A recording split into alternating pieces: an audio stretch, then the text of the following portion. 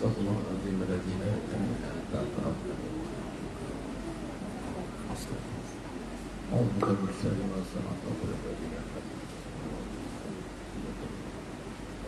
Assalamualaikum warahmatullahi wabarakatuh. Bismillahirrahmanirrahim. Innal hamdalillah nahmaduhu wa nasta'inuhu wa nastaghfiruh wa na'udzu billahi min shururi anfusina wa min sayyiati a'malina. Man yahdihillahu fala mudilla lahu wa man yudlil fala hadiya lahu. Ashhadu an la ilaha illallah wahdahu la syarika lahu wa ashhadu anna Muhammadan abduhu wa rasuluh. Allahumma salli ala sayyidina Muhammad wa ala ali sayyidina Muhammad. Rabbi yassir wa la tu'assir, Rabbi tambil bil khair. Rabbi shrah li sadri wa yassir li amri wahlul 'uqdatam min lisani yafqahu qawli. Allahumma aftah alaina hikmataka wa anshur alaina min khazaini rahmatika ya arhamar rahimin. Wallahu allazi la ilaha illa huwa alimul ghaibi wasyahada huwa rahmanur rahim. Wallahu allazi la ilaha illa huwal malikul quddus al-malikul quddusus salamul mu'minul muhaiminul azizul jabbarul mutakabbir. Subhanallahi amma yushrikun. Huwallahul khaliqul bari'ul musawwiru lahul asma'ul husna. Yusabbihu lahu ma fis samawati wal ardh wa huwal azizul hakim. Wala hawla wala quwwata illa billahil aliyyil azim. Wala manja minallah illa ilaih, amma ba'd. Ayyuhal mu'minun ittaqullah usikum wa iyaya bittaqwallah faqad fazal muttaqun. Sedang jemaah yang dimuliakan Allah Subhanahu wa taala, mudah-mudahan kita semua tergolong dalam golongan hamba-hambanya yang benar-benar bersyukur. Amin ya rabbal alamin. Alhamdulillah summa alhamdulillah ala kulli hal. Alhamdulillah ala kulli ni'mah. Syukur pada Allah Subhanahu wa taala pada pagi yang penuh barakah ni. Allah SWT izinkan kita lagi sekali untuk kita bersama-sama berada di dalam halaqah pengajian ilmu, berada di dalam raudhah min riyadil jannah. Mudah-mudahan Allah istiqamahkan kita untuk terus berada di dalam halaqah talaqi dalam menuntut ilmu ini sehinggalah kita kembali ke rahmatullah. Amin ya rabbal alamin. Tak ada satu pun perkara yang atas muka bumi ini yang Allah redai emas sekalian, melainkan padanya ada zikrullah. Kata Nabi SAW mafhum hadis, dunia ini terlaknat, ad-dunya mal'unatun, mal'unun ma fiha, terlaknat semuanya kecuali zikrullah. Padanya ada zikrullah, dan orangnya menuntut dan duduk di dalam majlis zikrullah. Jadi alhamdulillah, apabila kita lazimi, kita bagi, kita luangkan masa. Kata Nabi SAW dalam satu hadis qudsi, Allah SWT berfirman, ya abna Adam, tafarruq li ibadati abla usadrak, ghina wa asuda faqra. Wahai anak cucu Adam, luangkan waktumu untuk beribadah kepadaku, dan saya Allah akan penuhkan dadamu dengan kekayaan, dan Allah akan tutup kemiskinan. Dan jika kita tidak melakukan, hadisnya ada sebaliknya, ada sambungan. Jika kita tidak mampu melakukan untuk meluangkan waktu untuk beribadah kepada Allah, nescaya Allah akan sibukkan hati kita, resah, gelisah. Ada je sebab tak kena. Sibuk hati ni maknanya hati ni tidak tenteram dengan dunia ini. Apatah lagi dunia ini memang sifatnya tidak mendatangkan ketenteraman. Hati ni ada je sebab tak kena. Allah campakkan dalam hatinya kegelisahan, dan Allah tidak tutup kemiskinannya. Yani izzah tu tak ada. Kalau seorang isteri yang suaminya tidak merasai kewujudannya, izzah ni, haibah ni Allah bagi. Ini ramai isu isteri yang tidak dihargai, ataupun isteri yang dipergunakan, atau isteri yang macam-macam lah keadaan berlaku.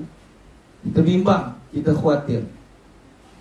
Ada satu keadaan yang suami memang langsung tak pedulikan, dan isteri pun terkesan dengan hatinya mula resah gelisah, rasa diri pun tidak dihargai, lalu dia pun tiada ada tuju hidup dia. Kerana apa kita bimbang? Dia tidak luangkan waktunya beribadah kepada Allah Ta'ala. Dia tak jadikan masa untuk ibadah kepada Allah. Maka Allah campakkan dalam hati dia kegelisahan, dan haibah tak ada hilang. Sedangkan haibah seorang isteri ni, sehingga kan Allah bagi dua kemuliaan kepada isteri. Pertama sebagai isteri, yang pertama sebagai ibu, kedua sebagai isteri. Ibu ni dah mulia dah. Ustaz yang belum jadi ibu, Ustaz, isteri juga mulia. Kalau ada dua-dua, alhamdulillah. Tapi jarang dapat dua-dua. Dan biasanya dia akan, bolehlah isteri jadi ibu mungkin, tapi dia tak jadi isteri tidak jadi ibu. Tapi biasanya dia akan boleh dapat kedua-duanya, dua kemuliaan. Baik. Maka begitu juga dengan suami. Haibah, kadang-kadang tidak dapat perhatian, tidak dapat hormat pada seorang isteri. Ini saya cerita mudah suami isteri ni, senang nampak. Kenapa kita bimbang? Kita tidak berikan masa untuk beribadah kepada Allah. Tidak berikan masa kita untuk beribadah kepada Allah, maka haibah tu hilang. Haibah tu hilang, maka dia ada dah dapat penghormatan. Allah tak tutup kecacatan dia, kelemahan dia. Dia kelemahan dengan orang luar ni tak apa lagi. Orang luar tak tahu kita. Ni orang dalam. Orang luar tak apa. Dia nak fitnah kita ke, nak burukkan kita ke, tu dia punya pasal pahala untuk kita. Ni orang dekat kita ni, isteri kita. Alah abang ceramah orang, tak payah lah, habis tu. Walaupun depan ada 1 juta orang, dengan isteri sendiri tak terceramah. Sedari ulang balik, isteri ceramah dia. Abang dengar saya cakap pula. Abangnya ni saya je tahu. Kat luar berdegang-degang hebat, kat rumah gitu sendur. Haibah tu hilang. Kita nak orang hormat kita, tapi masa nak bagi kat Allah kedekut. Ini satu punca, satu perkara yang mesti diselesaikan oleh diri sendiri. Orang lain tak diselesai. Kita nakkan penghormatan, nakkan Allah bagi ketenangan, nakkan kejayaan dunia wal akhirah. Syarat utama, luangkan waktumu beribadah kepadaku. Ini syarat utama. Ini hadir kursi. Kadang kita sibuk ulu gila buat macam-macam, konon-konon kita nakkan penghormatan, betul tak? Nakkan sesuatu ialah kita kerjakan dunia ni supaya dapat sesuatu agar boleh naik tambah nilai taraf hidup, betul?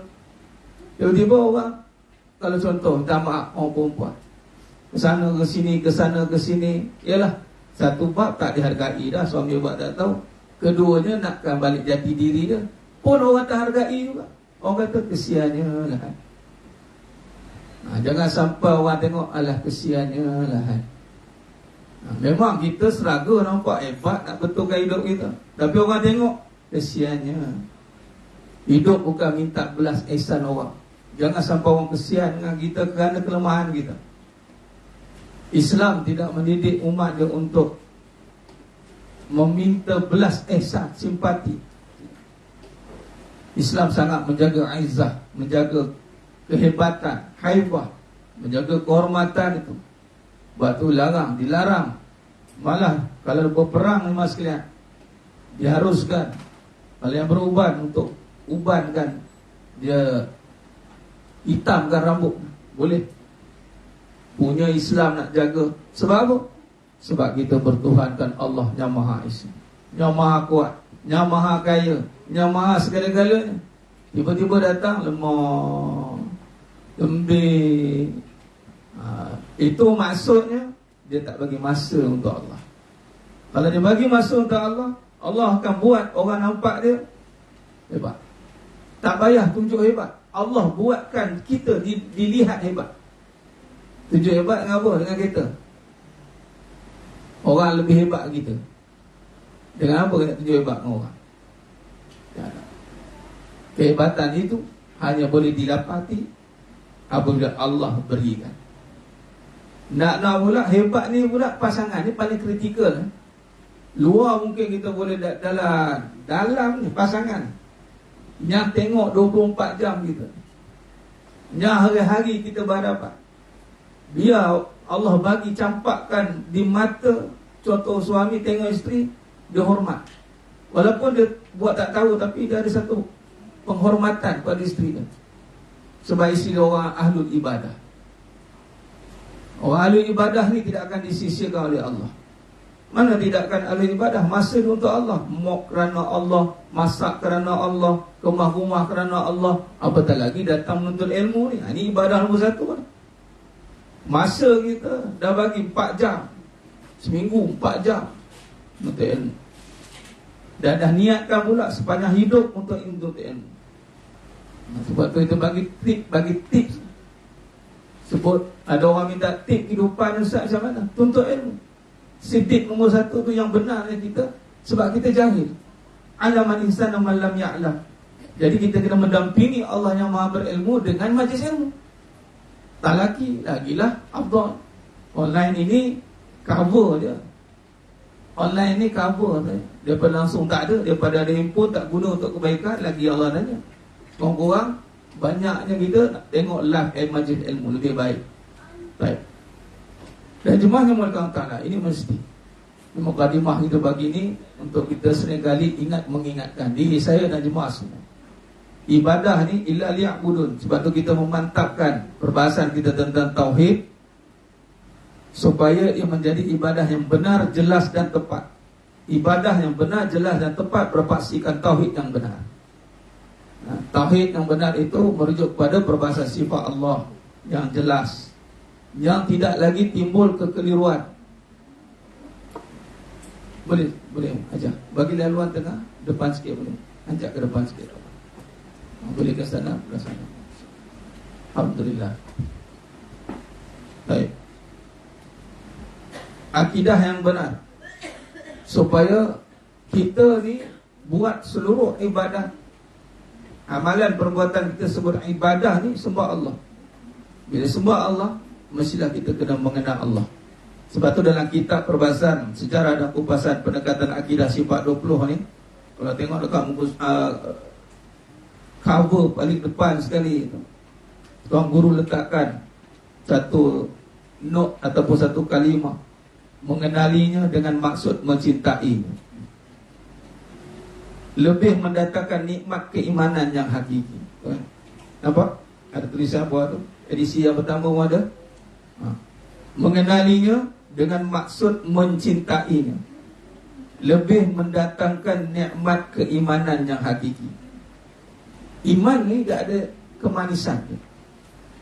Kemanisan ini hanya dapat dengan mengenalinya. Kita beramal sebab kita orang beriman, kita beramal, tapi beramal kita jadi sengsara. Kenapa? Contoh ibadah sebagai isteri. Sekarang mutakhir ini boleh timbul tu dulu zaman tok wan tok nyang kita, tok nenek kita, tok nyang, tok wan, tok cicit, tak apalah. Zaman dahulu kala tak ada timbul perbahasan siapa nak masak, siapa nak kemas. Ada timbul perbahasan. Dia ada ni. Pernah dengar ni? Ada. Tak timbul. Zaman sekarang tak timbul. Kalaulah dia nampak itu perbuatan membawa kepada ridha Allah, pahala, tak ada berkira. Apa saja perbuatan yang kita nisbahkan kepada Allah, yakni kita buat kerana Allah. Sebab tu niat kerana Allah tu penting. Memang ada natijah satu kerja kerana Allah. Natijah dapat duit. Duit itu nanti itu keperluan tujuan yang lain. Tujuan dapat duit. Jangan tujuan kerja. Tujuan kerja tu memang kerana Allah. Tujuan Kerja kerana Allah. Tapi kalau dapat duit, tujuannya nak buat kebaikan. Ada niat pada perbuatan pula. Tapi niat pada amalan itu kerana Allah. Bayangkan ibadah yang kita lakukan 20 tahun jadi suri rumah ataupun isteri. Isteri ni suri rumah lah. Nak panggil apa lah. Suri ni maknanya penyeri rumah.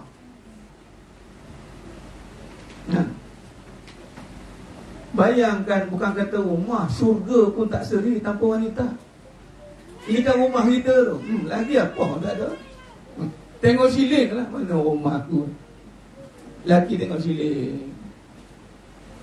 Rumah ni, perempuan, wanita ni peranan besar dia penyeri. Faham? Itu nama Nabi kata perhiasan. Kalau rumah tu tak ada apa-apa perhiasan pun tak apa. Abang tak beli apa-apa, tak tahu nak beli apa. Sebab kamu lah perhiasan terbaik abang.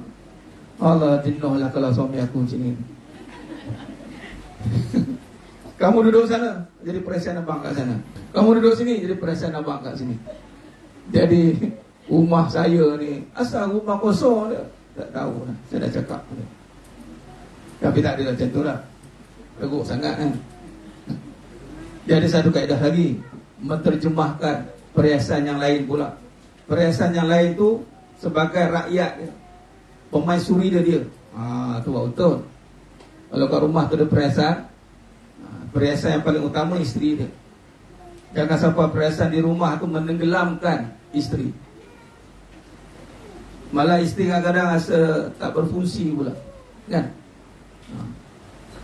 Jadi seterjemah yang memuliakan Allah Ta'ala. Ini semua berbalik kepada ibadah yang berteraskan kepada akidah, akidah yang berteraskan kepada tauhid yang benar.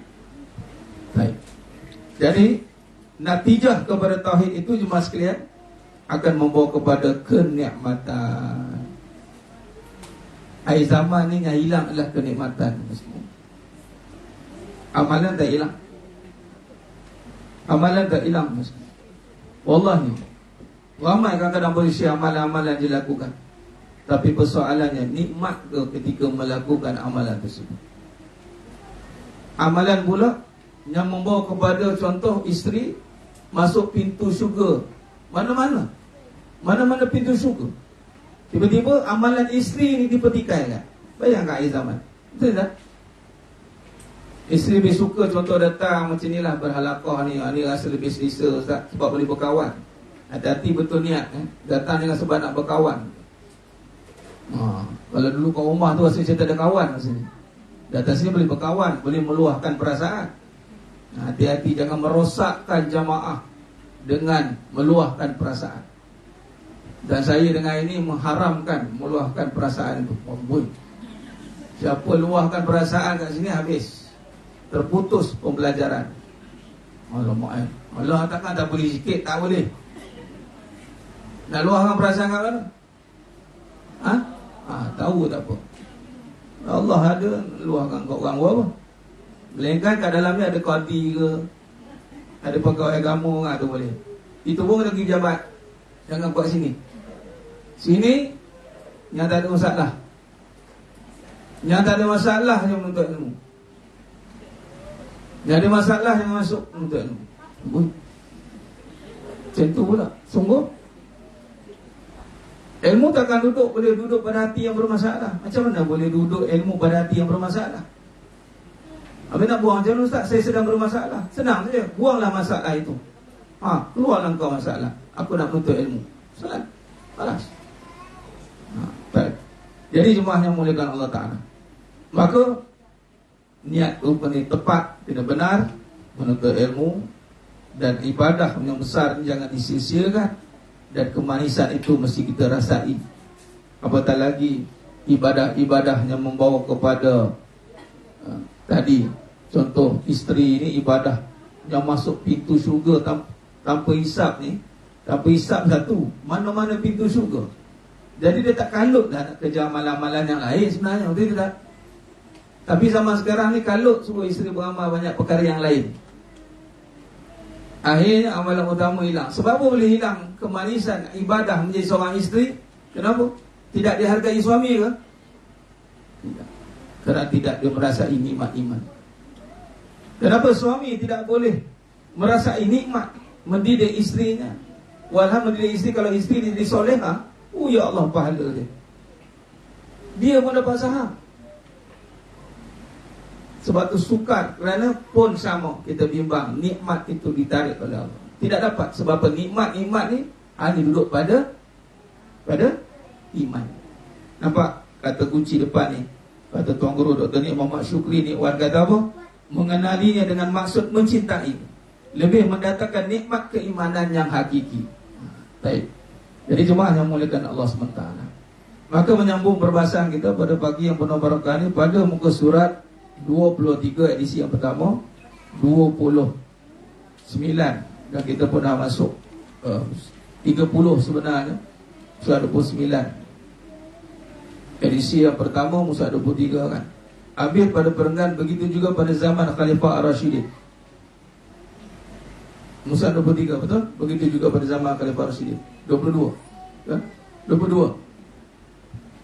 Okey, 22 edisi yang pertama, 29 edisi yang kedua.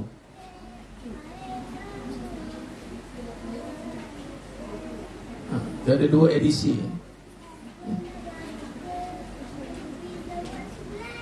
Baik.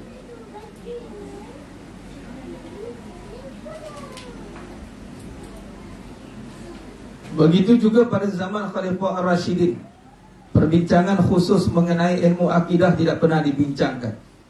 Keadaan akidah masih tetap dalam kesucian yang berasal pada wahyu Allah dan ajaran yang diturunkan dari langit. Dasar utama yang dijadikan pedoman dalam Al-Quran dan Sunnah.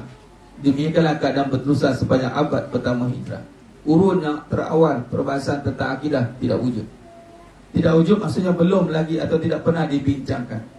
Dan di sinilah kita disebutkan kurun yang terbaik. Kurun yang terbaik, kita pernah dengar hadis Nabi kata kurun yang terbaik adalah kurun yang pertama, dan seterusnya dan seterusnya. Ini kerana apa? Kenapa kurun yang terbaik? Kerana padanya akidahnya suci, bersih, jelas. Tak ada sahabat tak bertanya banyak, sami'na wa ata'. Bukan maksud tidak boleh bertanya, tapi dah puas nak tanya apa lagi. Nah, ini satu kelebihan. Sebagai contoh, Sayyidina Abu Bakar Siddiq radhiyallahu anhu ketika peristiwa Isra wal Mi'raj.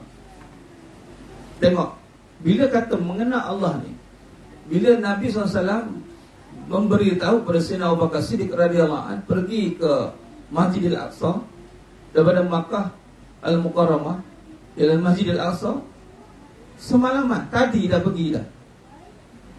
Terus sebab tu dapat gelaran As-Siddiq. As-Siddiq merujuk pada jujur, benar. Dalam bil makna bil iman, tasdiq bil qalbi. Benarnya maksudnya kalau dengar saja pergi, bukan dengan manusia dah, mana dengan Allah. Maka bila Allah, sadaqa Rasulullah, benar.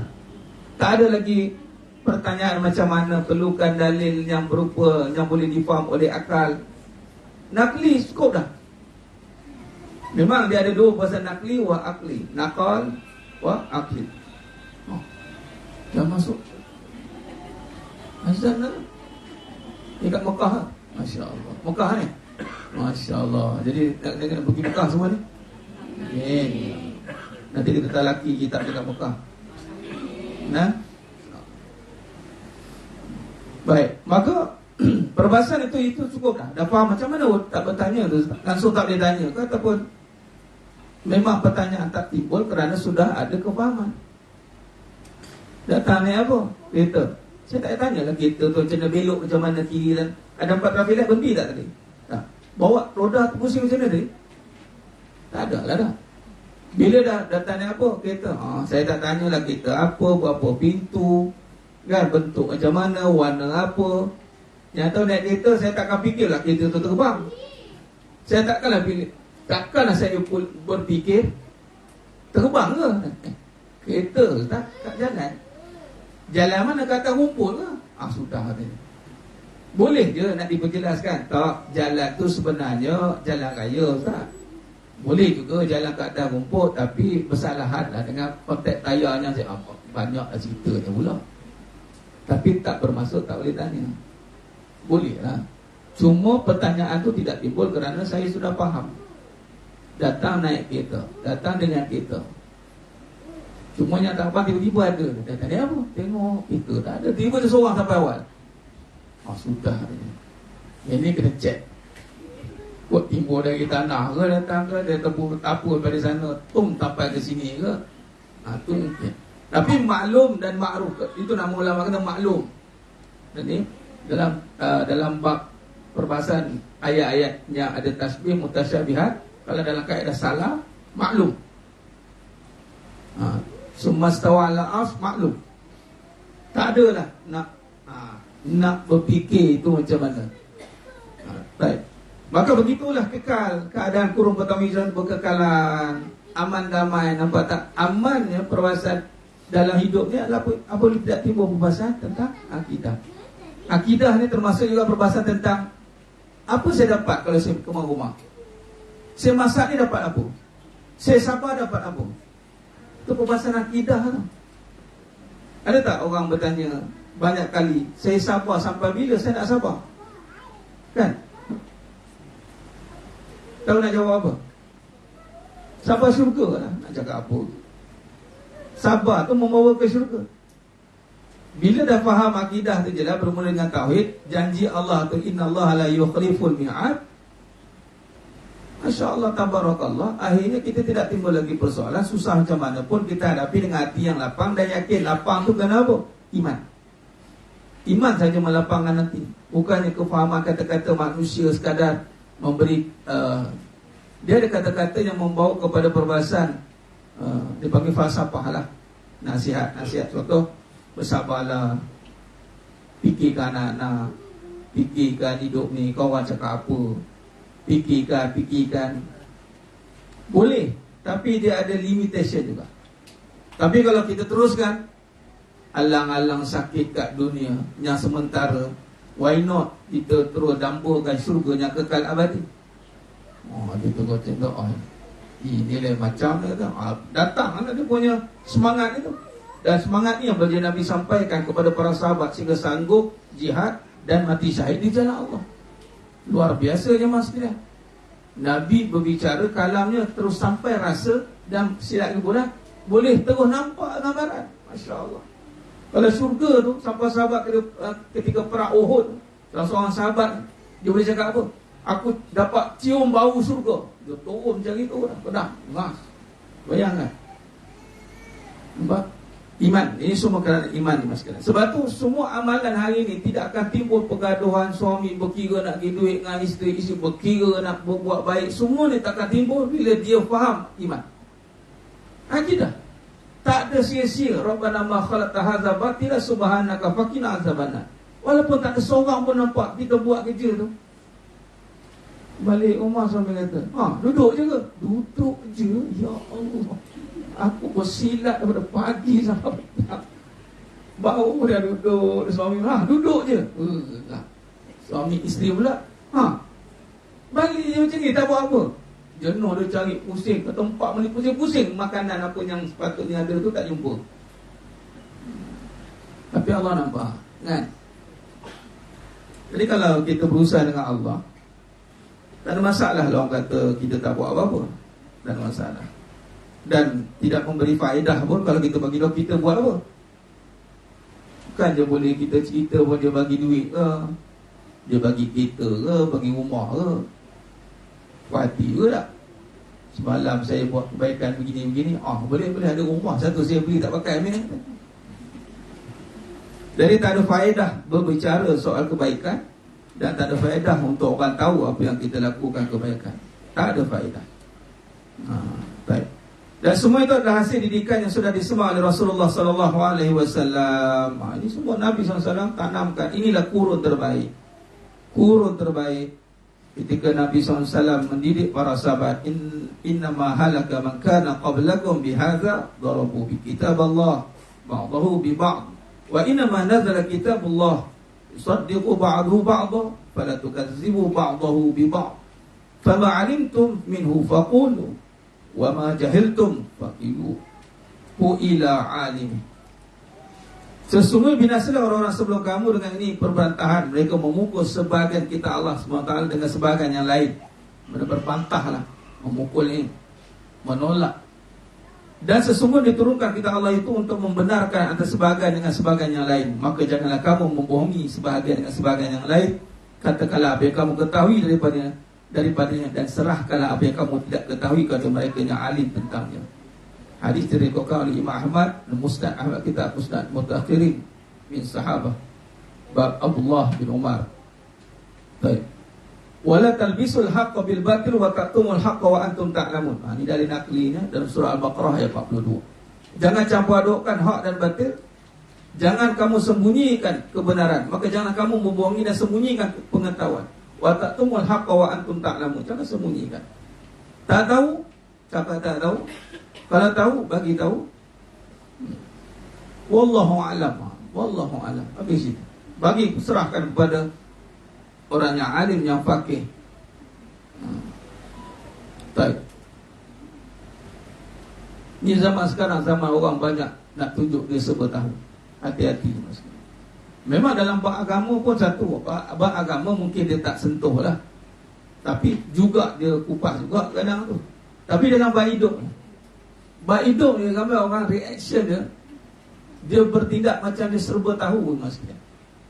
Aku tahu lah, aku dah lalui lah benda-benda macam ni. Aku tahu lah, aku dah sekian-sekian lah. Dia perkataan aku tahu tu, seakan dia tahu semua. Sepatutnya wallahualam. Sebab tu dalam perbahasan kita hakikat kehidupan, kita tak akan benarkan maksudnya kita tak akan bersandarkan pada pengalaman semata-mata. Pengalaman belum tentu boleh dipakai ke depan jika pengalaman itu tidak membawa kepada kebenaran. Dan kita perlu buat analisis lah. Kita yatafakkarun, kita perlu muhasabah, kita perlu buat koreksi, kita perlu cari benarkah pengalaman yang aku lalui ini sehingga aku begini. Oh, pengalaman ini tidak benar. Maka kalau tidak benar, tinggalkan. Jangan risau kalau bermula dengan kosong itu lebih baik daripada bermula dengan macam-macam fikrah yang bercelaru.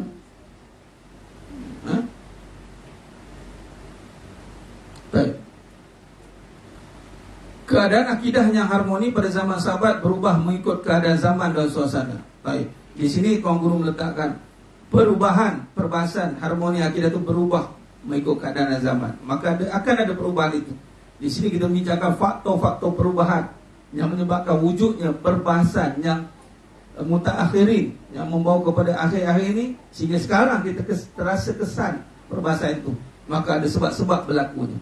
Banyak faktor yang menimbulkan perbahasan tentang sifat-sifat Allah SWT, dan penulis iaitu Tuan Guru sendiri tidak mampu membataskan, yakni tidak melihatkan nombor 1, 2, 3, 4, namun boleh dipecahkan pada 2 keadaan faktor utama berlaku perbahasan. Di mana sekalian, kita mengaji dalam bab sejarah ni lain sekali supaya kita boleh ada ibrah, kita boleh ada, kalau orang duk bahas-bahas, kita boleh tahu kenapa berlaku perbahasan. Kita dah tahu kenapa wujudnya pertikaian. Baik. Ini penting berlaku sejarah. Kalau kita boleh terus bahas pada matan, dia terus buka pada sifat, pengajian sifat. Nanti kalau wujud perbahasan perbualan, orang cakap tu, orang cakap ni, kita dah panik. Tapi bila kita belajar sejarah, maka bila berlaku sebarang perbahasan, pertemuan, kita tahu kenapa berlaku. Ini kelebihan bila kita mendalami tentang sejarah.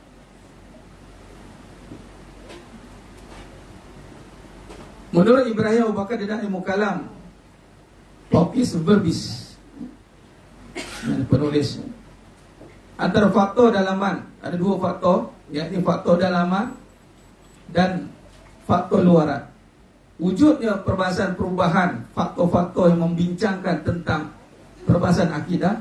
Yang pertama kerana faktor dalaman, yakni termasuklah keadaan fitrah manusia, fahaman ajaran Islam dan siasah ataupun politik.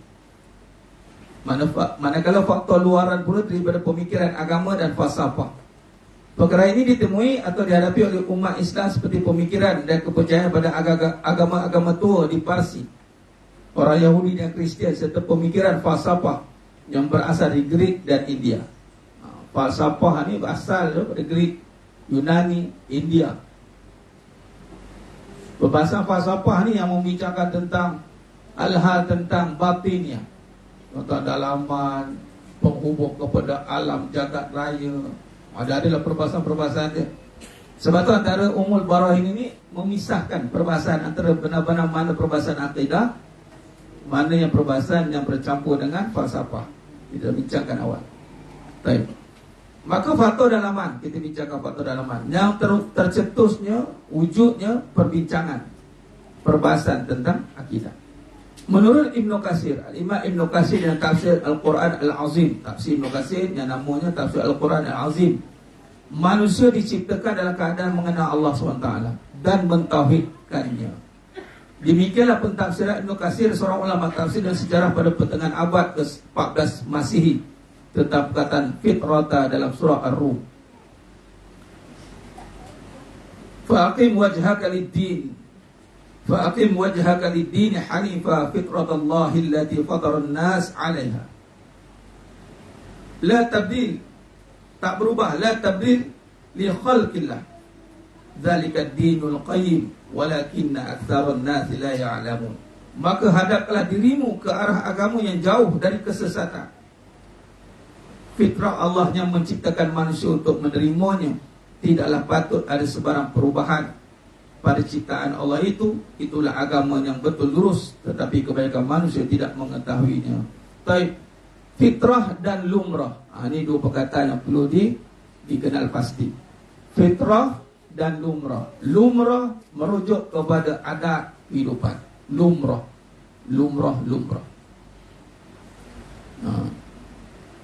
Muka surat 31 edisi yang kedua. Yang pertama muka berapa? Sekarang masuk muka berapa dah? 26. Okay. Fitrah, ini hati-hati. Sebab ada yang guna pegangan fitrah ni kepada benda yang fitrah. Lah orang lelaki nak kahwin 4. Betul ke? Betul ke fitrah lelaki nak kahwin 4? Tak betul. Tapi nak kahwin 4 kan? Itu betul. Itu duduk kat mana yang betul tu? Orang akan terima ni, statement ni. Betul lumrah. Lumrah lah ustaz, orang perempuan tak terima ni. Betul lumrah. Betul. Sebab apa perempuan tak terima? Lumrahnya ikut nafsu lah. Jadi kalau perempuan tu nafsu juga ke? Nafsu. Sudah pening perempuan. Nafsu lah tu. Cuma nafsunya nafsu tenang atau nafsu suk. Kena faham lah. Saya berkahwin bukan sebab nafsu. Kata tengok. Tak payah nak baca-baca kahwin, dia pegang tasbih. Subhanallah. Apa? Abang kahwin bukan sebab nafsu. Apa? Janganlah lawan lumrah dan fitrah itu. Dia kata tertukar. Yang tak boleh nafsu amarah, nafsu yang membawa pada kerosakan. Yang boleh nafsu yang mutmainnah, yang dikiblatkan nafsu itu, ditundukkan dengan fitrah agama, fitrah yang baik. Fitrah ni menunjuk pada Allah. Bila fitrah menguasai lumrah nafsu, maka aman nafsu itu. Itu nama fitrah. Hadapkanlah kepada Allah. Jadi jelas Imam Ibnu Katsir memberikan penjelasan bahawa manusia ni, seluruhnya manusia ini, manusia kejadian memang nakkan mentauhidkan Allah. Siapa? Dalam hatinya akan ada satu titik atau satu rasa naluri yang ada dalam jiwanya untuk mencari Allah. Jadi jangan halang seseorang itu untuk mengenal Allah, kerana memang Allah jadikan dia untuk mengenal. Cuma sebab itulah bila Allah jadikan dalam hati kita fitrah itu, maka kita kena isi hati kita dengan ilmu yang benar. Wajib itu datang, wajib itu sebab fitrah itu dah ada. Dan kebanyakan manusia tidak mengetahui fitrah itu. Tak mengetahui. Bila diri tidak membawa pada fitrah, dia berbalik pada lumrah. Lumrah pula bila tidak dididik dengan fitrah, dia pergi kepada lumrah yang amarah. Lumrah yang membawa pada amarah. Amarah rosak. Contoh bila berkahwin kan. Kahwin ni pertama ada lumrahnya. Yang utama fitrah, kasih sayang dalam hati tu. Sebenarnya perkahwinan tu nak memperkenalkan kasih sayang Allah. Dalam hati tu rasa nak sayang ni. Nak sayang ni, akhirnya kahwin. Bukannya sayang ni menggatal. Kena faham eh? Jangan buat statement yang tak betul. Menggatal kahwin-kahwin ni. Allahu Akbar. Tu cakap kot lumrah suk dah tu. Cakap kot nafsunya rosak. Walhal dalam hati Allah tiupkan kasih sayang, akhirnya nak berkahwin, semua salahnya tak bawa pada fitrah. Yang tak adabkan wajahnya kepada Allah SWT. Fitrah yang utama tu yakni mengenal Allah. Tapi ramai orang tak tahu. Fitrah yang murni dalam jiwa manusia atau yang dikatakan dengan akidah. Fitrah ni atau dinamakan akidah, kepercayaan, pegangan hidup akan tumbuh dan disemai kemudiannya secara berasuh-asuh, memantap. Dia benih iman. Sebab tu iman Allah tiupkan, Allah berikan, kemudian Allah amanahkan kita nak menjaganya dengan ilmu. Bila kita biarkan saja, akhirnya ibarat pokok mati dah. Mati. Jadi kita kesemai dengan ilmu yang benar, ilmu tentang Allah, dan menghidupkan iman itu adalah ilmu tadi. Baik. Dan kata Nabi SAW, tidaklah dilahirkan seseorang bayi kecuali dia di dalam keadaan fitrah. Ma min mauludin illa yuladu 'ala al-fitrah. Maka kedua ibu bapanya lah yang menjadikan Yahudi, Nasrani ataupun Majusi sebagai dikeluarkan pada seekor binatang, akan seekor binatang yang sempurna kejadian dan anggotanya. Adakah kamu merasa padanya dari kalangan yang cacat? Tidak. Sebenarnya kejadian ini memang asal lahir sempurna semua. Wa nafsi wa ma sawaha, demi jiwa dan seluruh penyempurnaan. Ini hati-hati. Bila asal sempurna, kemudian berubah kerana kegagalan kita, amanah pada yang Allah telah sempurnakan, maka di sinilah akan dipertanggungjawabkan. Allah tanya, kenapa benda ini berlaku? Ibarat kita lah, kita bagi anak kita, katalah kita keluar rumah, kita pesan ke anak, jaga rumah elok mak ayah keluar saat ni, katalah pergi umrah, balik sehari dah macam tongkang pecah. Habis lah. Pertama sekali memang apa ada kat tangan libat pam kena sebiji Kenapa bermula kemas, kemungkinan rosak? Kenapa? Kalau tak ditanya, elok pergi macam itu, balik macam itu, tak kena tanya. Kita mula beriman, balik beriman, elok tak tanya lah. Ini katanya masuk tanpa hisab, mudah-mudahan. Amin ya rabbal alamin. Mula dengan Allah, habis dengan Allah lah. Mula dengan Allah, habis dengan Allah. Huwal awwal wal akhir wal zahir wal batin. Ini mula dengan Allah, tengah-tengahnya saya perlukan kekuatan, saya kena ada pasangan, saya kena ada itu. Dah berpaut macam-macam benda tu tengah-tengahnya. Nak dengan Allah, Khalas. Kemudian terjemahkan hidup dengan Allah pada hamba-hamba Allah. Dengan Allah, maka jadilah isterinya ada Allah, suami yang ada Allah, anak yang ada Allah. Fitrah, kembali kepada fitrah, Aidul Fitri. Jadi maafkan. Kita menyimpan dalam hati sebab ada makhluk. Engkau buat aku buat, aku tak maafkan sebab ada keakuan. Kalau tak ada keakuan, tak adalah isu pergaduhan, betul tak?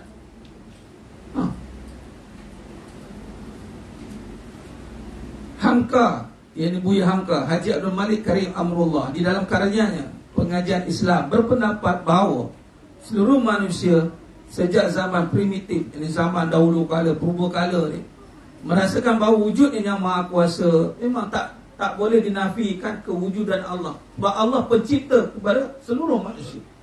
Dalam surah Al-Baqarah ayat 21, Ya ayyuhan nasu ubudu rabbakum alladhi khalaqakum walladzina min qablikum la'allakum tattaqun. Surah Al-Baqarah ayat 21. Hei manusia, tengok Allah panggil, hei manusia, sembahlah aku yang telah menjadikan kamu. Ya ayyuhan nasu ubudu rabbakum alladhi khalaqakum walladzina min qablikum la'allakum tattaqun. Mudah-mudahan kamu bertakwa. Tak kata siapa buat asal nama manusia saja. Dari segi azalinya, malah dalam perbincangan awal kita surah Al-A'raf 176, semua manusia, iaitu Allah telah mengambil saksi pada rohnya. Alastu birabbikum qalu bala syahida. Surah Al-A'raf 172. Maka hancurnya hidup ni jemaah sekalian bila kita tidak berbalik kepada fitrah. Bantu seramai boleh untuk dia balik kepada fitrah. Dan ingat, apabila dia sudah mendapat fitrah, yakni iman, iman tu mesti dijaga juga. Kalau tidak, fitrah tu akan malap, akan pudar, akan diconteng, akan ada perbahasan fasik, nifak, zindik. Ini perbahasan-perbahasan itu. Baik.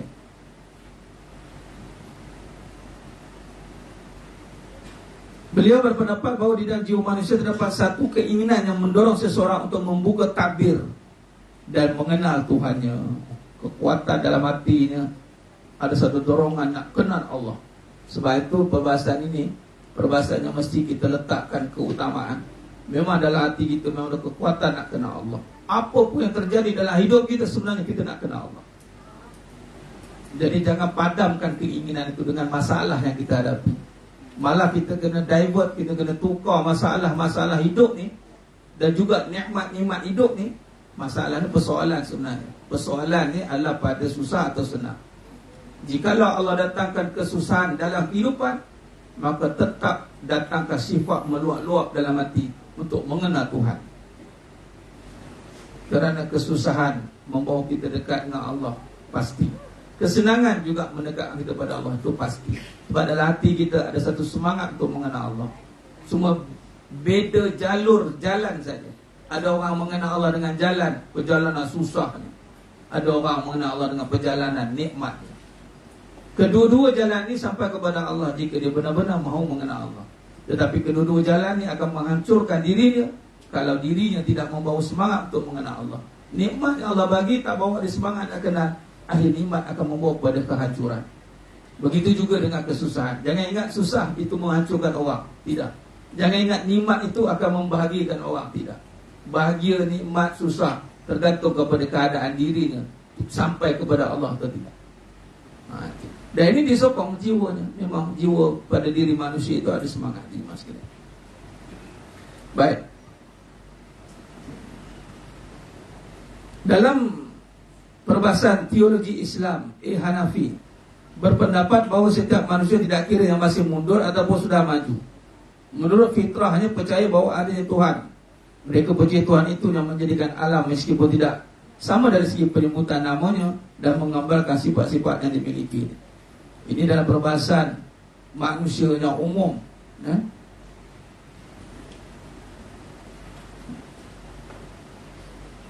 Yang mana sebab itu nanti akhir zaman akan pecah dua golongan. Golongan yang di bawah naungan Al-Imam Mahdi. Yang golongan Imam Mahdi ni semua nak kenal Allah pula tu. Golongan yang kedua adalah di bawah jajahan iblis, yakni Dajjal.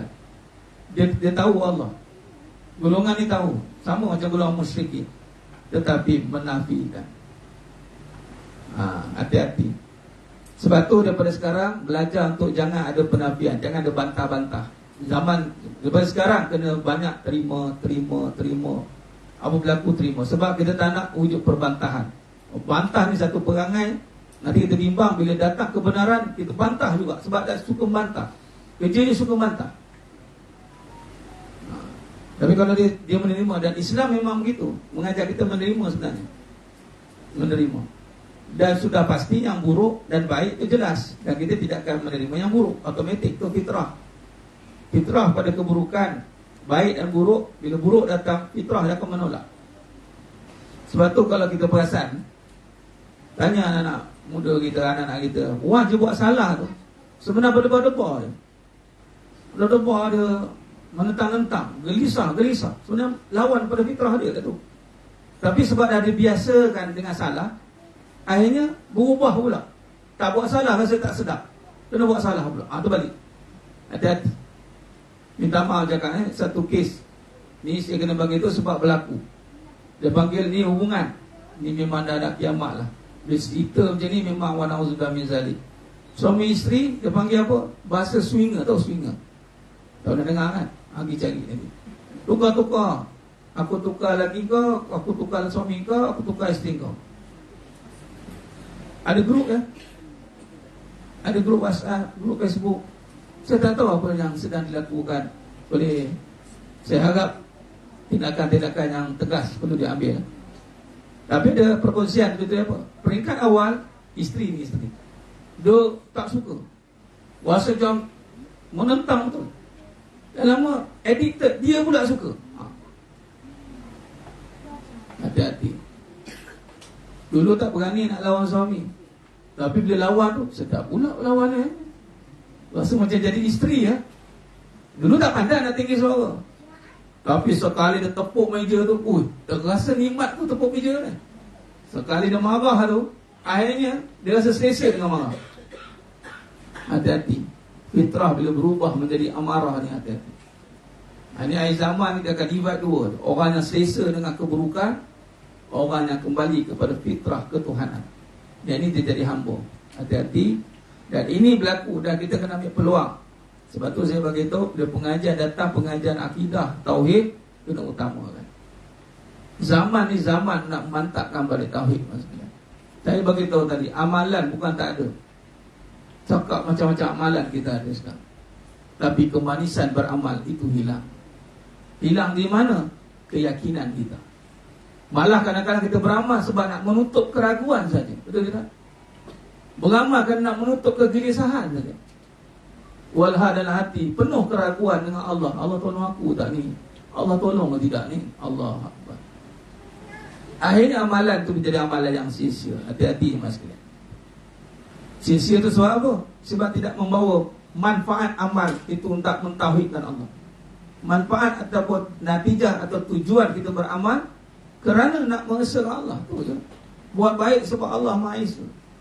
Beramal, solat, jadi isteri, jadi suami, semualah kerana Allah yang Maha Esa. Sebab Allah je yang boleh bayar segala apa natijah kebaikan daripada amalan. Baik. Dalam faktor dalaman juga membincangkan tentang fahaman ajaran Islam. Fitrah manusia itu akan wujud kehendak nak tahu, dan seterusnya adalah fahaman ajaran Islam itu sendiri. Fahaman ajaran Islam inilah juga yang membawa kita untuk mendalami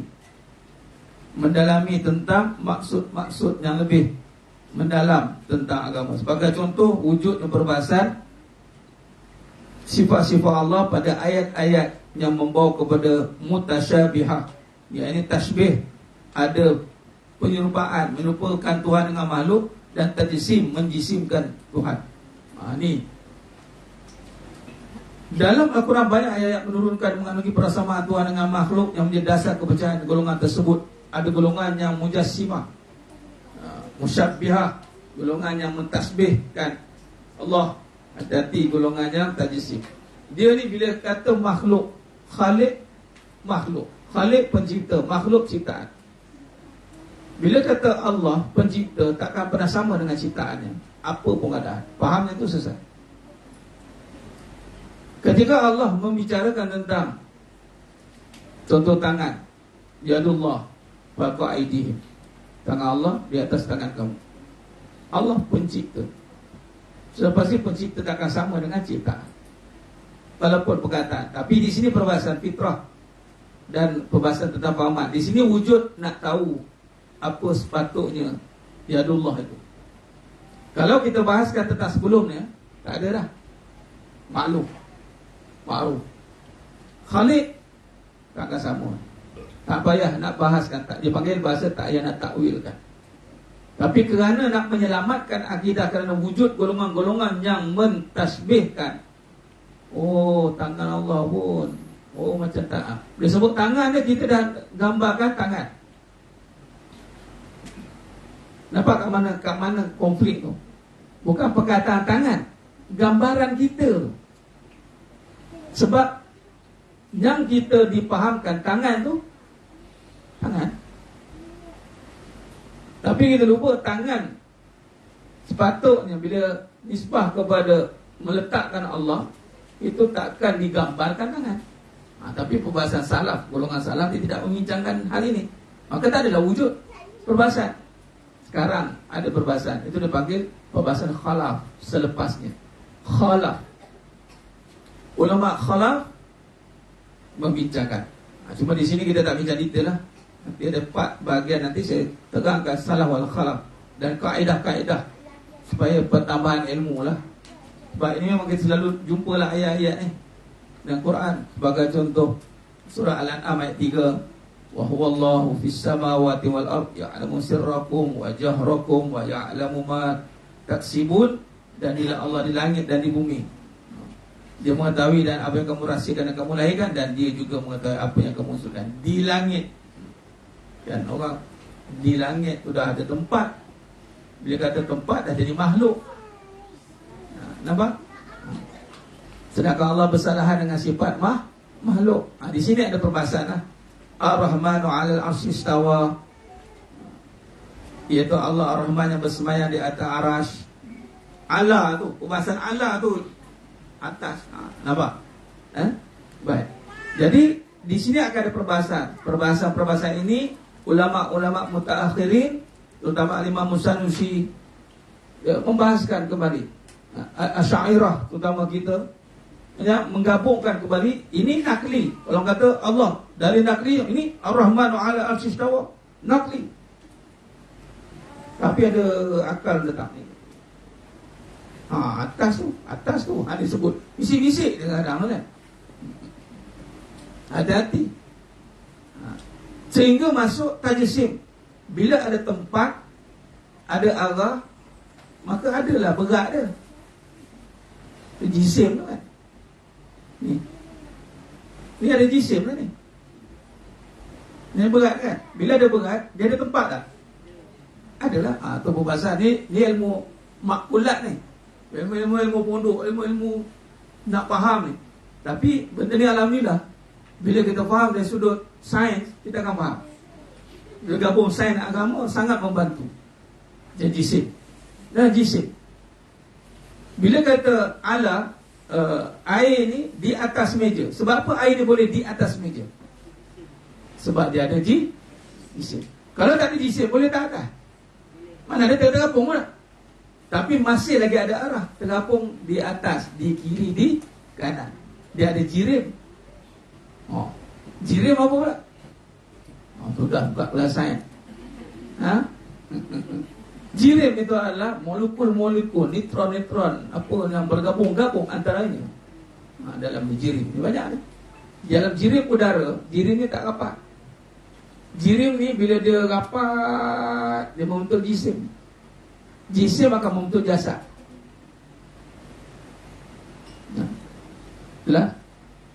Dan Allah bukan macam itu.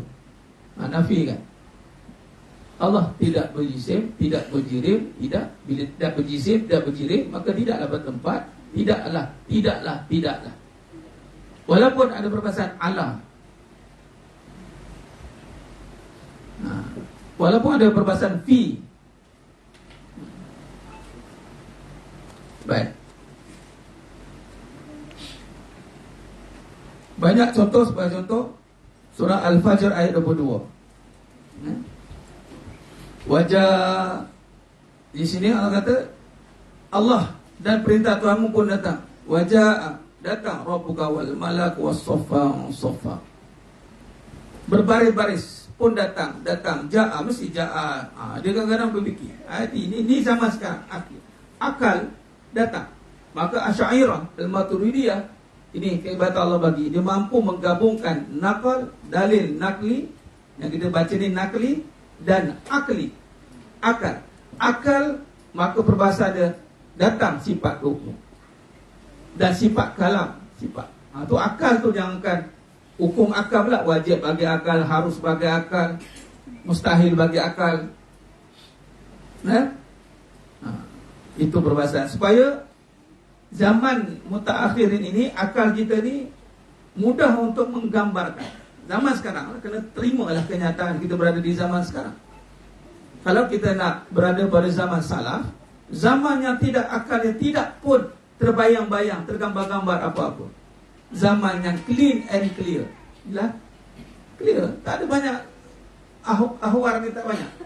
Tak ada banyak bentuk-bentuk ni. Dia clear. Zaman sekarang macam-macam bentuk rupa. Jadi mudah untuk kita membentukkan sesuatu. Akhirnya datanglah perbahasan untuk menyeimbangkan dia. Di sinilah kehebatan Asy'ariyah untuk menyeimbangkan perbahasan.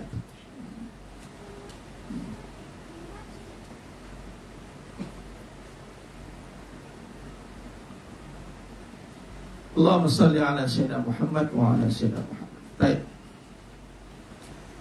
Dan inilah ayat-ayat yang kalau kita lihat banyak contoh ni, saya tak bacakan semua.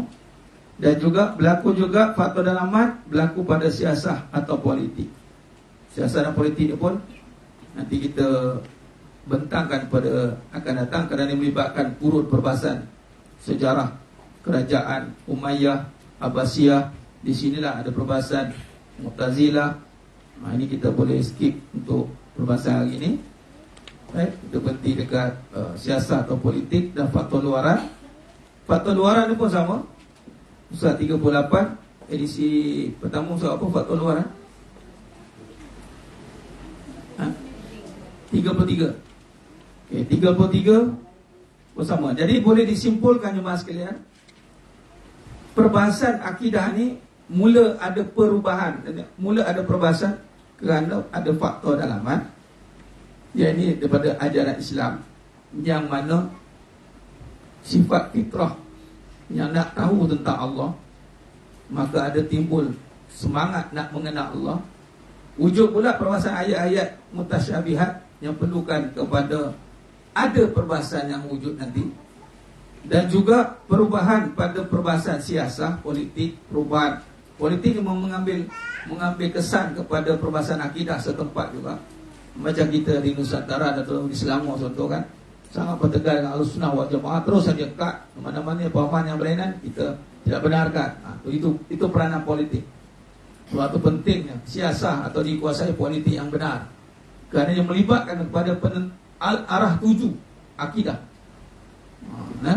Kerana pada zaman contoh Bani Umayyah, Abbasiyah, sini pula perbahasan tentang kerajaan kan, yang mana ada perbahasan tentang golongan Mu'tazilah. Pada zaman Bani Umayyah, pengikut Mu'tazilah ni kuat. Mu'tazilah ni yang menolak sifat Allah. Mereka tak percaya Allah disifat. Mu'tazilah antara utama mereka, Allah tidak punya sifat apa-apa. Itu Mu'tazilah. Jadi golongan ketenteraan, kekuasaan ni mempengaruhi. Faktor luaran pun sama. Jadi insya-Allah pada pembahasan yang akan datang kita akan terus masuk kepada, sebab faktor luaran ini melibatkan perjalanan sejarah, diperlukan kepada perincian. Tapi kita kena faham ada faktor dalaman di luaran yang diterjemahkan. Luaran lebih kepada perjalanan era kerajaan yang sehingga membawa kepada kesan pembentukan sesuatu aliran. Baik.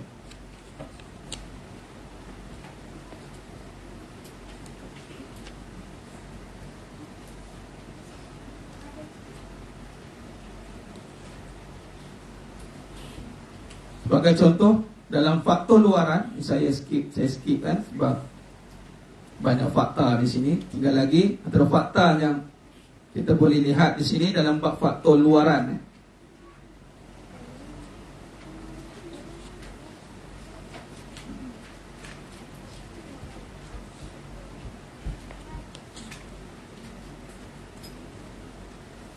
Musa 45, pemikiran falsafah asing.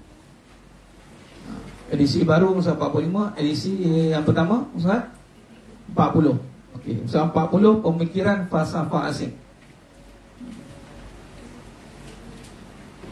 Mu'tazilah, bukan Muntazilah. Ni komen. Mu'tazilah, MUK, Mu'tazilah. Okay. Di sini kalau kita lihat Yunani, menurut Majid Fakhri di dalam sejarah falsafah Islam, pengajar falsafah dan teologi Yunani muncul di Mesir. Ni kata dia memberi kesan. Syria dan di Iraq, di Mesir, Iskandaria ada pusat pengajian yang penting pada abad ke-7 Masih. Di Syria dan Iraq sudah dipelajari sejak abad ke-4 Masih. Bertempat di kota Antioch, Haran, Elisa dan Kinesrin.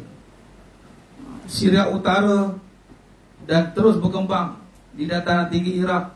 Antara pusat pengajian ini ada yang masih berkembang subur ketika kota Baghdad didirikan pada 762 masih oleh Khalifah Abbasiyah Abu Ja'far Mansur seperti pusat pengajian di Jundis Dashpur ni. berdekatan dengan Baghdad. Di sini kalau kita lihat era pemerintahan ini yang mempengaruhi kepada falsafah wujud. Jadi hubungan antara kaum muslimin dengan orang asing menjadi semakin rapat. Bila wujud pergerakan datang, golongan Romawi, orang yang falsafah asing datang, hubungan rapat, maka Muawiyah memindah pusat pemerintah kerajaan Bani Umayyah ke Syam. Dan kita lihat menurut Al-Imam Abu Azhari di tarikh Al-Madahib Islamiyah pada akhir pemerintahan Bani Umayyah, falsafah Yunani dan yang mula masuk ke dalam fikiran orang Arab. Okay, baik. Poin kat sini dan tengok bagaimana kesan pemikiran asing ni masuk dan akan membawa kepada corak pemikiran dan akidah ni. Sebab tu kat mana kadang-kadang berubah datang pemikiran-pemikiran ni apabila datang aliran tertentu yang akan meresap pada pemikiran dan mengubah cara berfikir. Ini akan banyak memberi kesan. Di sinilah kalau kita lihat pada zaman pemerintahan Abbasiyah sudah berlaku pembangunan dan pengembangan. Disebut Abbasiyah, Muawiyah semua ni kita KFV-kan, kita hanya sebut nama dan kita tak kaji apa pemerintahan Abbasiyah tu macam mana, Umayyah tu macam mana. Ini kita ada sesi lain untuk kita bincangkan. Okay, baik. Maka di sini zaman pemerintah Abbasiyah sudah berlaku pembangunan dan pengembangan dalam pelbagai cabang ilmu. Abu Ja'far Mansur Khalifah yang kedua hijrah mendorong kebebasan berfikir dalam kalangan masyarakat. Ini kata dia pemerintah datang kebebasan berfikir dalam kalangan masyarakat. Bagi ini juga adalah penguasa Muslim pertama yang menggalakkan pembacaan buku-buku asing dalam pelbagai bidang dan cabang ilmu yang berkaitan dengan aspek-aspek praktis seperti perubatan, kimia dan fizik. Nampak? Sebelum ni aliran ilmu-ilmu tentang aspek praktis ni belum lagi tersebar. Bila start ni tahun 2 Hijrah, Khalifah yang kedua Hijrah Abu Ja'far Mansur, datang pemerintah yang mengizinkan. Dan sebelum tu tak wujud lagi lah perbahasan-perbahasan ilmu yang melibatkan tentang teori-teori praktis perubatan, kimia dan fizik. Malah Ibn Sina berwujud setelahnya. Jadi apabila sarjana bukan Muslim menyerang ajaran-ajaran Islam dengan senjata falsafah, tentu saja memerlukan satu tingkatan pengalaman yang tinggi dalam mempertahankannya. Baik. Di sinilah datang serangan. Bila sebut tentang falsafah, akidah bukan falsafah yang perlu di macam tadi. Jikalau tidak di atas, adakah dia di bawah? Dia main konang-konang gitu.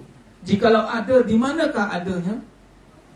Bila serangan ni masuk, maka ulama umat Islam juga punya capacity untuk lawan balik. Nampak ni? Dia perlu ada pengalaman yang tinggi dalam mempertahankannya. Khalifah Al-Ma'mun terpaksa melawan dengan senjata yang sama. Baginda, sebab itu ilmu falsafah digunakan balik dengan falsafah, tetapi yang didorong dengan akidah. Dia bagi senjata makan tuan lah. Kalau ilmu falsafah dilawan dengan ilmu matematik, tak jumpa lah dia. Tak jumpa lah. Kalau matematik, lawan dengan matematik. Jadi waktu itu zaman falsafah, maka terpaksa mendirikan Al-Bait Al-Hikmah, Rumah Al-Hikmah atau Balai Kebijaksanaan, lembaga dan perpustakaan rasional bagi kegiatan penterjemahan dan penelitian di kota Baghdad pada tahun 2018 Hijrah 830 Masih. Beliau juga memberikan dorongan kepada orang Islam untuk mempelajari falsafah Yunani. Di sinilah kita kena mempelajari depa, apa falsafah depa, untuk kita kuasai balik dan kita nak mempertahankan salah faham serangan-serangan falsafah dalam Yunani.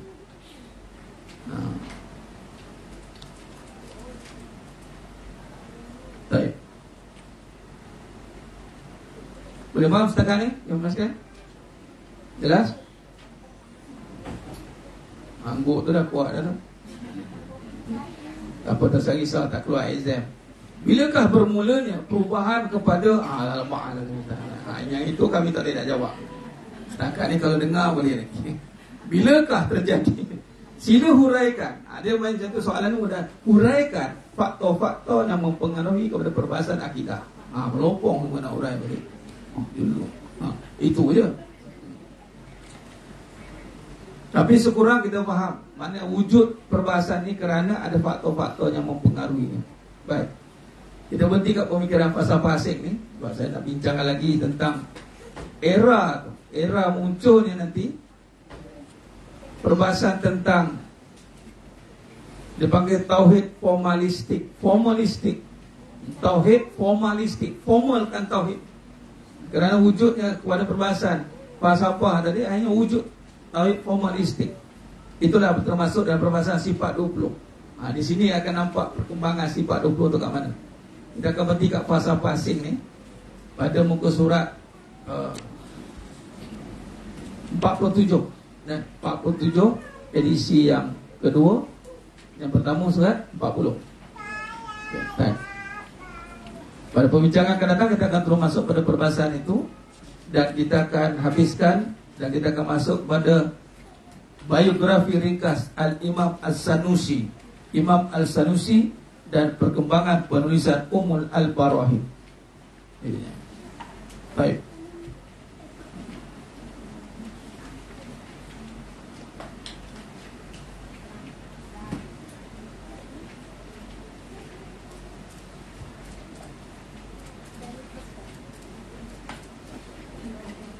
Allahumma salli.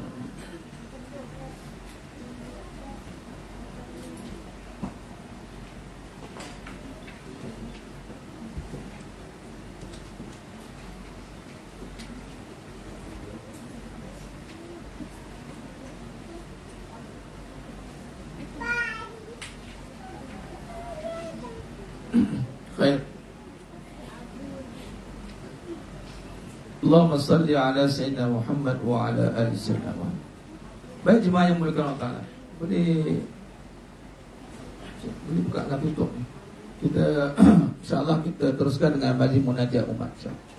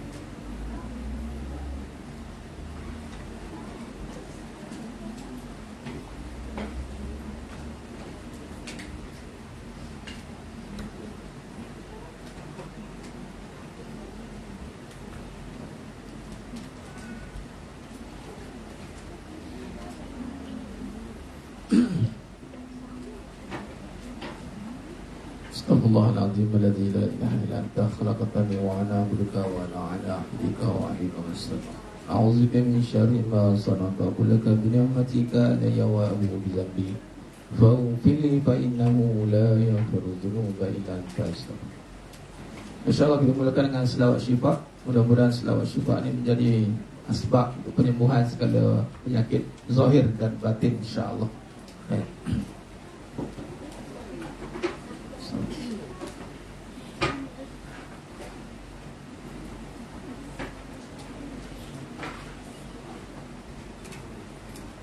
Allahumma salli ala Sayyidina Muhammad Muhammadin tibbil qulubi wa dawaiha wa afiyatil abdani wa shifaiha wa nuril absari wa diyaiha. Allahumma salli ala Sayyidina Muhammad Muhammadin tibbil qulubi wa dawaiha wa afiyatil abdani wa shifaiha wa nuril absari wa diyaiha. اللهم صل على سيدنا محمد طب القلوب ودوائها وعافية الأبدان وشفائها ونور الأبصار وضيائها اللهم صل على سيدنا محمد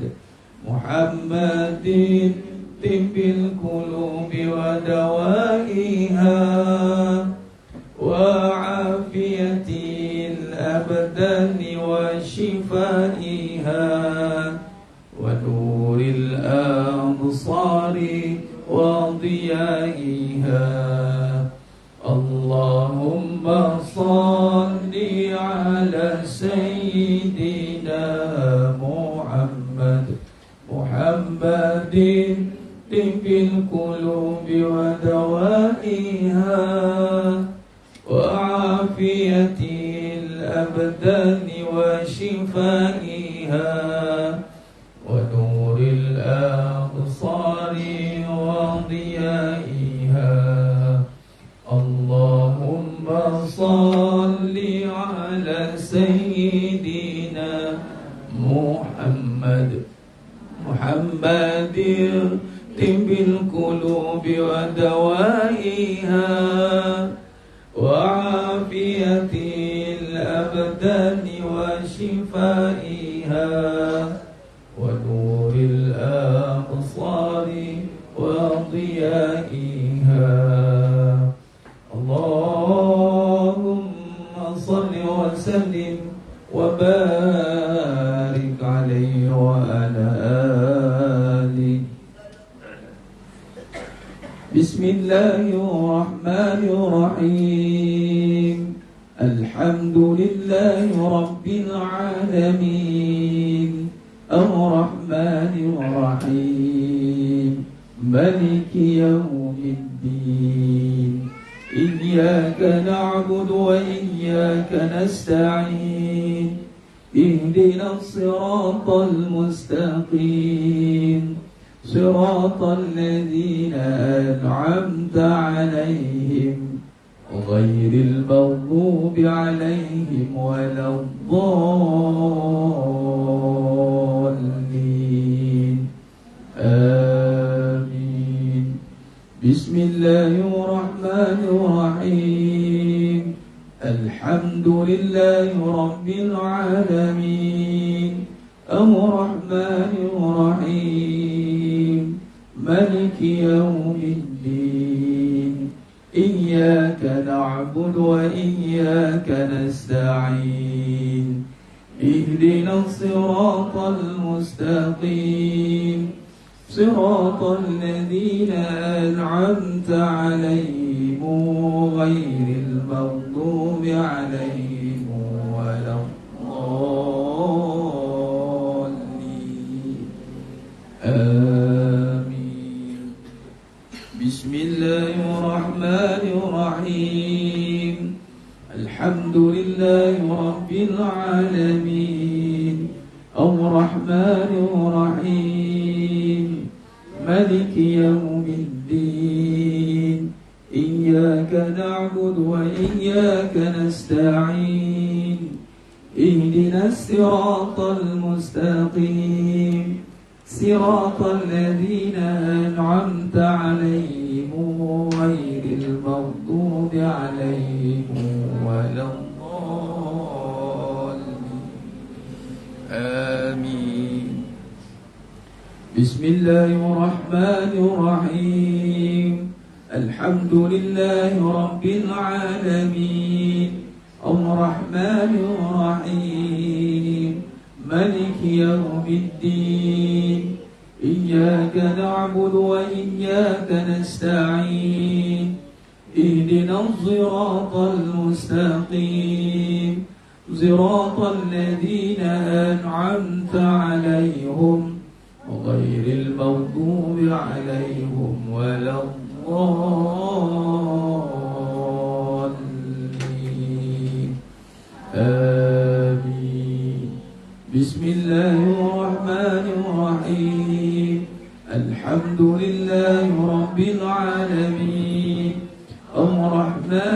الرحيم مالك يوم الدين إياك نعبد وإياك نستعين اهدنا الصراط المستقيم صراط الذين أنعمت عليهم غير المغضوب عليهم ولا الضالين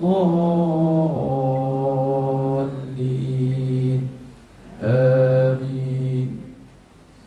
بسم الله الرحمن الرحيم الحمد لله رب العالمين الرحمن الرحيم مالك يوم الدين إياك نعبد وإياك نستعين اهدنا الصراط المستقيم صراط الذين أنعمت عليهم غير المغضوب عليهم ولا الضالين آمين.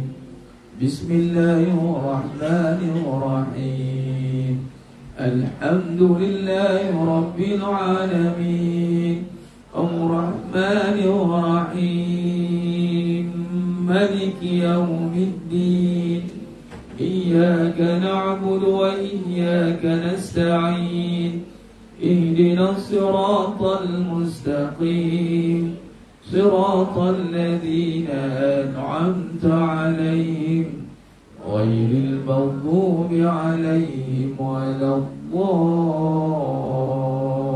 الضالين آمين. بسم الله الرحمن الرحيم الحمد لله رب العالمين الرحمن الرحيم مالك يوم الدين إياك نعبد وإياك نستعين اهدنا الصراط المستقيم صراط الذين أنعمت عليهم غير المغضوب عليهم ولا الضالين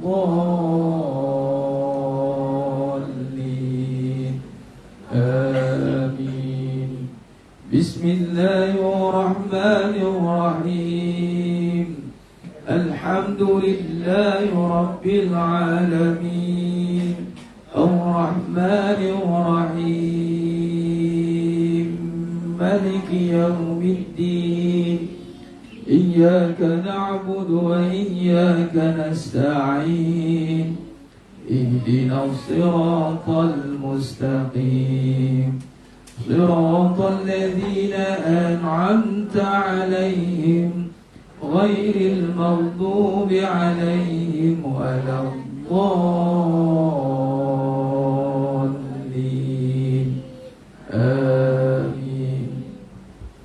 اللهم بالحق الفاتحة وبحق الذي جاء في الفاتحة وبحقك من أنزلت عليه الفاتحة نسألك أن يا الله في كل حاجة يا رب khususan ke negara Malaysia ya Allah, jauhkan segala bala bencana malapetaka banjir besar kemarau berpanjangan kesusahan segala bentuk kepayahan ya Allah. Nas'aluka an ya Allah fi kulli hajat ya Rabb, khususan semua jemaah hadir pada hari ini ya Allah, hadir sekitar lagi hadir secara online ya Allah, kabulkan segala hajat kami dunia akhirat, memudahkan segala urusan kami dunia akhirat ya Allah.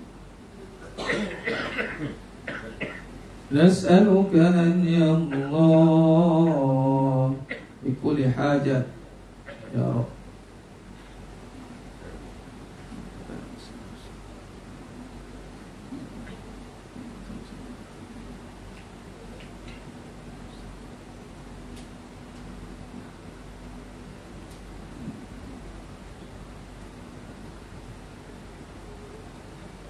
وصلى الله على سيدنا محمد وعلى آله وصحبه وسلم والحمد لله رب العالمين.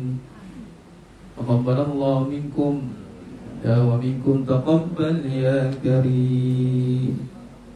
Alhamdulillah, sebenarnya yang muliakan Allah SWT, syukur pada Allah.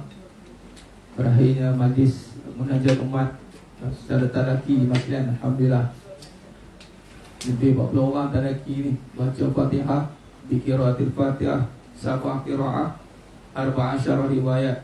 Mudah-mudahan menjadi asbab turunnya segala bentuk pertolongan Allah, rahmatnya, barakahnya. Jadi kita jadi satu tanggungjawab untuk kita mempertahankan paksi ini. Dan juga firqah yang pecahan sekarang ni, kita berpegang pada firqah ni yang kita menunggu masa untuk bergabung, terutamanya ar-rijal bergabung pada akhir zaman ni. Adanya pergabungan semula pada kalimah la ilaha illallah Muhammad Rasulullah. Jadi ini antara ikhtiar dan kerjanya kita kena sibukkan di akhir zaman ni. Kita kena luangkan waktu untuk kita duduk secara berjemaah seperti ini. Usahakan, alhamdulillah Allah dah bagi tempat, dan insyaAllah kita dalam proses penambahbaikan. Dan minggu depan ni saya bagi perkembangan. Saya pun dah lihat beberapa perkara yang mesti kita perluaskan, jalankan agar tanggungjawab untuk bertalaki, datang bermunajat untuk negara Malaysia. Tak tahu PMX ataupun kita minta doa untuk Malaysia pun. Ini bukan majlis negara, tapi kita duduk negara Malaysia. Kita kena ada satu konsisten untuk kita minta. Online alhamdulillah kita buat setengah malam, cuma secara fizikal ni yakin barokah lebih, afdalnya lebih. Jadi kalau kita boleh usahakan untuk susah-susah dan niatkan, bukan untuk siapa-siapa, kita buat kerana Allah. Kita nak pertegakkan kembali, biarlah kita ni mas sekalian. Kamu kalau yang muslimat pula, biar generasi wakil tempias kena ke anak lelaki ke kat suami datang balik, tempias tu untuk kita kembali. Kita biar kita antara golongan yang berada pada golongan yang nak lihat kebangkitan Islam itu. Dan kita termasuk sebahagian yang menyumbang kepada kebangkitan Islam itu. Amin ya rabbal alamin. Niat yang kerja kita yang lakukan ni adalah menyumbang untuk kebangkitan Islam tu, dengan kita istiqamah memperkukuhkan kembali kaedah utama menuntut ilmu, mantapkan balik ilmu pun akidah. Kemudian kita berdoa pula untuk negara Malaysia, berdoa pula untuk sesama jemaah. Ingat, lagi besar doa. Contoh kita doa untuk negara Malaysia kan. Nampak macam kelakar je bunyi, saya nak negara tu Ustaz, tak ada program negara pun. Di mas sekalian, bila kita mendoakan saudara se-Islam kita atau negara, luas doa tu pergi, seluas itulah datang balik.